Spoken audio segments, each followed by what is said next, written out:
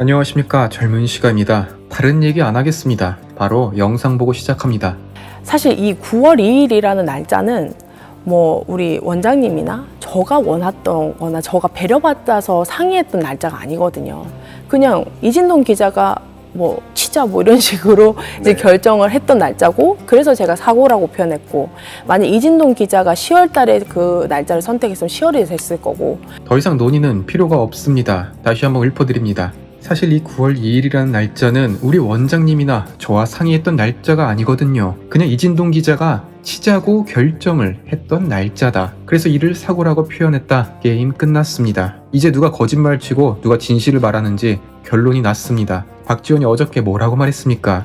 조성은 만났지만 고발 사주는 얘기 안 했다고요. 그런데 그 다음날 조성은이 말합니다. 원래 본인과 박지원, 이진동 3명이서 언제 터뜨릴지 고민을 하고 있는데 이진동 기자가 갑자기 치자고 말해서 터뜨렸다고요. 이런 상황에서 더 이상 볼 필요가 있냐는 말입니다. 치자고 해서 쳤다. 지금 당황해하실 조성은 씨에게 변명거리를 알려드립니다. 우리 원장님은 미용실 원장님을 지칭한 것이었다. 치자라는 것은 이 치자나무의 열매였다. 이런 식으로 해명을 한다면 잠시나마 정신 승리를 할 수 있지 않을까요? 그리고 여기서 우리 조국 교수님이 오늘 페이스북에 이런 글 썼습니다. 윤석열 총장의 고발 사주 의혹은 윤석열과 미통당의 합작품이다.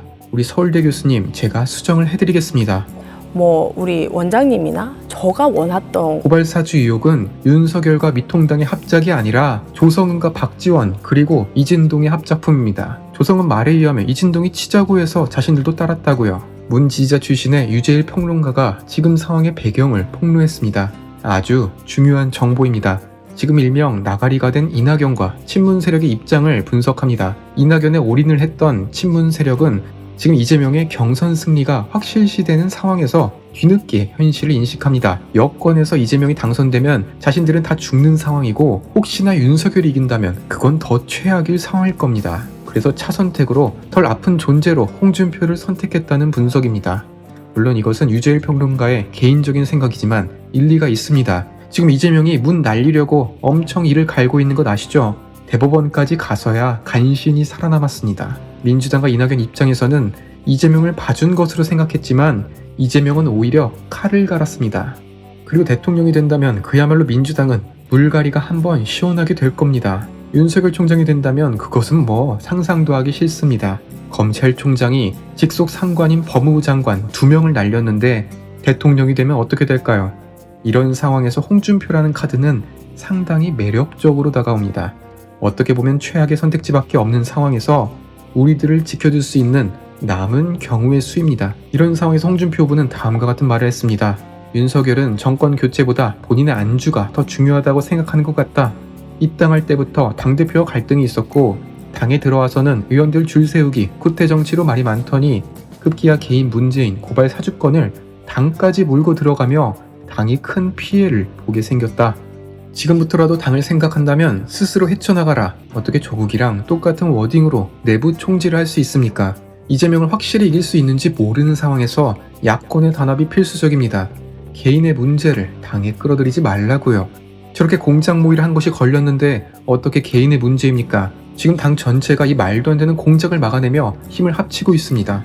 이준석 대표는 오늘 공수처를 신설 조직이라고 칭하며 윤석열 후보는 피의자로 입건될 상황이 아니라고 답했습니다. 또한 조성은과 대검 감찰부장의 거래는 이례적이라며 배후 세력 개입에 대해 의혹을 제기했습니다. 제 생각에 이번 발언이 첫 번째 복주머니가 될 발언이라고 봅니다. 최재형 감사원장 또한 윤석열 후보와 만나서 국정원의 대선 개입이라는 정치 공작에 대해 함께 대처할 것을 다짐했습니다. 지금 홍준표 후보와 몇몇 사람들이 착각하는 것 중에 하나가 이번 사건이 윤석열 후보의 개인 문제라고 본다는 겁니다. 절대로 아닙니다. 철저하게 현직 국정원장이 대선에 개입한 국정농단입니다. 만약에 이것을 저들이 원하는 대로 내주고 패배를 인정한다면 어떻게 될까요? 거봐라, 윤석열이 이러이러한 죄를 벌였다더라. 그러면 우리 조국, 추미애 장관님들도 저 윤석열에 의해서 억울하게 쫓겨난 것 아니냐? 이런 식으로 받아들일 것이 뻔합니다. 왜 계속해서 대통령부터 모든 민주당 국회의원들과 심지어 좌파 유튜버들까지 하루 종일 윤석열 후보를 못 잡아먹어서 안달이겠냐고요. 윤석열이야말로 문 대통령 지지율이 치솟던 전성기를 무너뜨린 속된 말로 쟤만 아니었더라도 우리가 다음 선거도 이겼을 텐데 라는 말입니다. 그러니까 우리 국민이 윤석열을 지킨다는 것은 조국과 추미애의 비리들이 결코 거짓된 공작에 의한 결과가 아니라는 입증이 됩니다. 윤석열 후보는 자신이 결백하며 이는 모두 조작된 정치 공작이라고 말했습니다. 반면에 조성은은 본인의 페이스북으로 허위 사실에 대해 명예훼손으로 고소한다고 했었죠. 그런데 조성은 본인이 공수처 관련하여 또 자작극을 벌이다 걸린 사실이 밝혀졌습니다. 조성은은 11일 채널A 인터뷰에서 이렇게 신고 과정을 설명합니다. 본인이 친한 기자들에게 전화번호를 수소문해서 한동수 감찰부장에게 공익 신고를 했다. 그 이후 공수처 관계자로부터 전화를 받았다.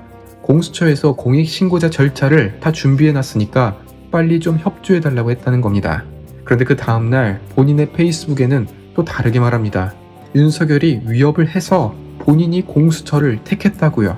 이게 무슨 말인가요? 하루 전에는 공수처가 먼저 연락을 해서 공익신고자 처리를 해주며 지켜줄 테니 협조를 원했다면서요. 그런데 그 다음날 페이스북에서는 왜 말이 바뀌냐는 겁니다. 그리고 어떻게 이런 개인이 한동수 대검찰청 감찰부장의 번호를 얻어서 제보를 하고 공수처라는 무소불위의 권력기관의 도움을 받아서 야권 후보를 날릴 수 있는 기회를 얻었을까요? 마지막으로 가로세로 연구소에서 2020년 2월달, 그러니까 지금으로부터 1년 7개월 전에 조성원에 대한 평가를 하는데 지금 보니까 소름입니다. 정치민주연합에서 시작해가지고 네. 국민의당 안철수의 국민의당에서 비상대책위원으로 몸담았다가 국민의당 제보 조작 사건이 있었잖아요. 네. 그 사건에서 또 결정적 진술을 해가지고 네. 국민의당을 완전히 맛을 그냥 보내버리고 네. 그런 다음에는 또 대한신당 박지원하고 박지원하고 되게 친하대요. 네, 네. 되게 친하고 네. 저는 이런 사람들 막 받으면 나중에 상대방에 또 가서 또 결정적인 진술할 수도 있어요. 그럼요. 네. 등 뒤에서 칼 꽂고 또 네. 내부 고발하겠네. 뭐만 돼도. 이런 사람들 막 받으면 나중에 상대방한테 가서 등 뒤에서 칼 꽂고 내부 고발하겠네. 진짜로 우파 유튜버 감은 어디 안 갑니다. 저도 제 자랑을 하자면 이번 사건을 보자마자 느낌이 쎄했습니다. 그래서 다른 유튜버는 이번 사건이 정말 김웅 의원이 받았고 누구 검사가 전달했고 이런 내용을 분석할 때 저는 이진동과 조성은의 과거를 분석하지 않았습니까? 일주일 전 제 영상의 결론으로 이번 영상을 마치도록 하겠습니다. 과연 누가 퍼뜨렸고 누구를 대상으로 했으며 이 논란으로 인해 누가 이득을 보는지에 대해서 알아볼 필요가 있습니다. 지금까지 시청해주셔서 감사드립니다. 우리가 맞고 저들이 틀렸습니다. 감사합니다. 공수처의 대선 개입은 민주주의에 대한 폭거입니다. 공수처가 야당의 후보를 피의자 신분으로 입건한 것은 묵과할 수 없는 대선 개입 행위로서 민주주의를 위험에 빠뜨리는 폭거이자 유권자인 국민을 모독하는 처사입니다. 드루킹 사건과 울산시장 선거 개입 사건 등 현 정권의 사건들은 그렇게 미온적으로 지연시키더니 친여 시민단체가 고발하자 기다렸다는 듯이 공수처가 팔을 걷어붙이고 나선 것은 정치적 중립을 넘어선 정치 공작 가담 행위입니다. 공수처의 대선 개입 선례를 결코 남겨서는 안 됩니다.